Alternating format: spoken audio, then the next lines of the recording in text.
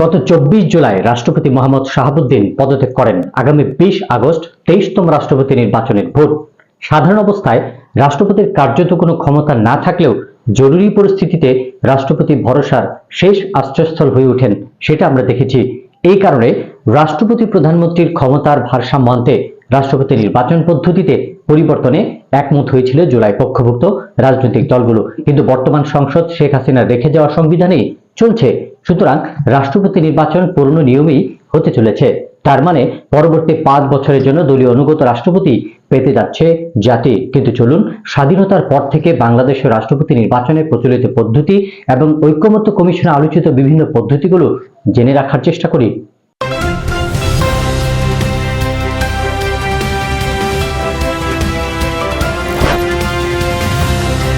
1971 সালের 10 এপ্রিল প্রবাসী সরকারের স্বাধীনতার ঘোষণাপত্রের মাধ্যমে বঙ্গবন্ধুকে রাষ্ট্রপতি ঘোষণা করা হয়।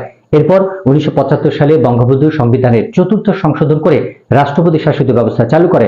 রাষ্ট্রপতি নির্বাচনে সরাসরি জনগণের ভোটের পদ্ধতি চালু করে।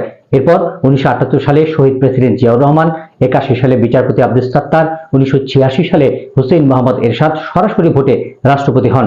এই 3 রাষ্ট্রপতি নির্বাচনে একাধিক প্রার্থী ছিল। তারপর 1991 সালে সংসদীয় সরকার ব্যবস্থা চালু হলে আবার সংসদে এমপিদের প্রকাশ্য ভোটে রাষ্ট্রপতি নির্বাচনের বিধান চালু হয়। সংসদীয় গণতন্ত্রে ফেরার পর 91 সালের রাষ্ট্রপতি নির্বাচনে প্রথম এবং এখন পর্যন্ত সবশেষ একাধিক প্রার্থী ছিল।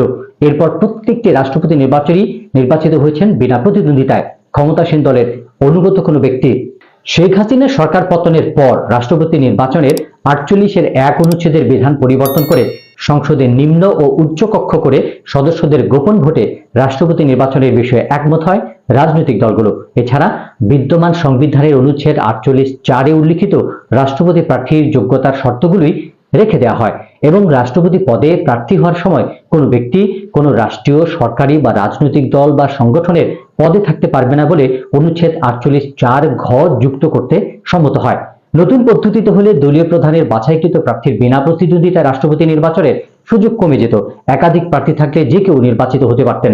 গোপনে নিজ দলের বাইরে গিয়ে প্রার্থীকে ভোট দিতে পারতেন এমপিরা। কিন্তু সংসদ উচ্চকক্ষ বা নিম্নকক্ষ না হয় রাষ্ট্রপতি নির্বাচন আগের পদ্ধতিতেই হতে চলেছে। কিন্তু চলুন ঐকমত্য কমিশনের আলোচনায় রাষ্ট্রপতি নির্বাচনে কোন কোন পদ্ধতিগুলো আলোচনা হয়েছিল, কারা কি বলেছিল। সরাসরি জনভোটে রাষ্ট্রপতি নির্বাচনের প্রস্তাব করেছিল ইসলামী আন্দোলন বাংলাদেশ। নাগরিক ঐক্য মার্কিন পদ্ধতি ইলেকটোরাল কলেজ বা নির্বাচক মণ্ডলী পদ্ধতিতে ভোটের পক্ষে মত দেয়। অর্থাৎ আগে ইলেকটর নির্বাচিত হবেন জনভোটে, তারপর বিজয়ী নির্বাচকরা রাষ্ট্রপতিকে ভোট দেবেন। এই পদ্ধতি। ইলেকটোরাল কলেজ পদ্ধতির অন্যতম নিয়ম হলো কোনো রাজ্যে বা বাংলাদেশের ক্ষেত্রে বলতে গেলে কোনো জেলায় যদি কোনো প্রেসিডেন্ট প্রার্থীর সর্বোচ্চ সংখ্যক ইলেক্টর জয় পায়, তবে ওই জেলার বাকি সব ইলেক্টর তিনি জয়ী হয়েছেন বলে গণ্য হবে। যেমন ধরুন নেত্রকোনা জেলায় নির্ধারিত 10টা ইলেকটোরাল ভোট রয়েছে। ধরেন প্রেসিডেন্ট প্রার্থী হাফিজ উদ্দিন 6 জন ইলেকটোরাল সদস্য পেয়েছেন, সেক্ষেত্রে বাকি 4টি ইলেকটোরাল সদস্য তিনি পেয়েছেন বলে গণ্য হবে। এক্ষেত্রে কে বেশি ভোট পেলেন তার কোনো দাম নেই। তারপর এই জেলায় সব ইলেকটর তার পক্ষে কাউন্ট হবে।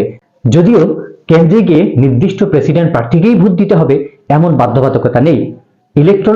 ইলেকটররা স্বাধীনভাবে ভোট দিতে পারেন, কিন্তু বিশ্বস্ততার ভিত্তিতে ইলেকটররা নিজের প্রার্থীকে ভোট দিয়ে বিজয় করার দীর্ঘদিনের সংস্কৃতি রয়েছে মার্কিন যুক্তরাষ্ট্রে। এনসিপিও ইলেকটোরাল কলেজ পদ্ধতিতে রাষ্ট্রপতি নির্বাচনের পক্ষে মত দিয়েছে। জামায়াতে ইসলামীও ইলেকটোরাল বা নির্বাচক মণ্ডলীর মাধ্যমে ভোটকে স্বাগত জানিয়েছিল।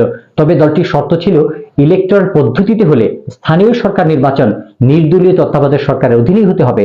জামায়াতের উদ্বেগের কারণটা ছিল স্থানীয় প্রতিনিধিরা দলীয় প্রভাবে নির্বাচিত হলে রাষ্ট্রপতি নির্বাচনে অনায়াসেই তারা বেশি ভোট পাবে। রাষ্ট্রপতি নির্বাচন ইলেকটোরালে বিএনপির মত থাকলেও নির্দলীয় তত্ত্বাবধায়ক সরকার অধীনে শুধু জাতীয় নির্বাচন চায় দলটি। তত্ত্বাবধায়ক সরকার অধীনে স্থানীয় সরকার নির্বাচনের বিপক্ষে দলটি মনে করে তত্ত্বাবধায়ক সরকারের মেয়াদ 90 দিনের বেশি হওয়া উচিত নয়। সেই সাথে গোপন ভোটের বিষয়টিও প্রত্যাখ্যান করেছে বিএনপি। বলেছে সংবিধানের 70 অনুচ্ছেদের ক্ষেত্রে আস্থা ভোট, অর্থ বিল, সংবিধান সংশোধন ও জরুরি পরিস্থিতি এই 4টি ছাড়া সব ক্ষেত্রেই তো দলীয় সিদ্ধান্তের বাইরে গিয়ে স্বাধীনভাবে ভোট দিতে পারে সংসদ সদস্যরা। তাই রাষ্ট্রপতি নির্বাচনে গোপন ব্যালটে ভোটের প্রয়োজন নেই। আপনার বিবেচনায় বাংলাদেশে কোন কোন পদ্ধতিতে রাষ্ট্রপতি নির্বাচন হওয়া উচিত বলে মনে করেন জানাতে পারেন আপনার মতামত। জাতীয় ও আন্তর্জাতিক রাজনীতি, ভূরাজনীতি, অর্থনীতি ও কূটনীতির খবরের বিশ্লেষণ নিয়ে এপি নিউজ আছে আপনার সাথে। আপনি থাকুন এপি নিউজের সাথে।